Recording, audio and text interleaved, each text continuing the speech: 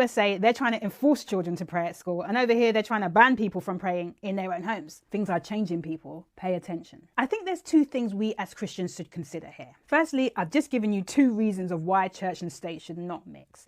Too many grey areas, too many liberties being taken away. No one has any right to tell you you should or you shouldn't pray, yet these laws are being passed.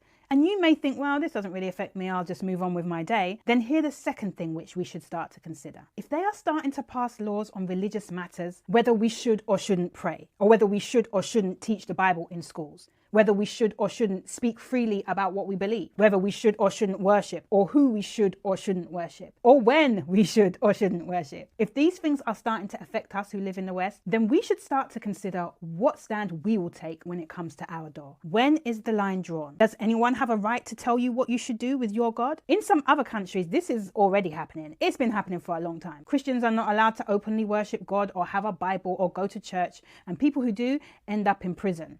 Or worse. Would it ever get that bad over here in the UK or the US? What if it did? Would you still stand for your beliefs? Would you continue doing what you always do? Or would you fear breaking the law, getting a fine, ending up in prison? Daniel could have closed the windows when he prayed, and then they wouldn't have seen. But no, he boldly stood there, intentionally and recklessly, knowing that he was breaking the law and what the consequences would be. He could have gone with self-preservation and still prayed in secret, but no, he stood for the things of God. He trusted God, although things looked bad for him.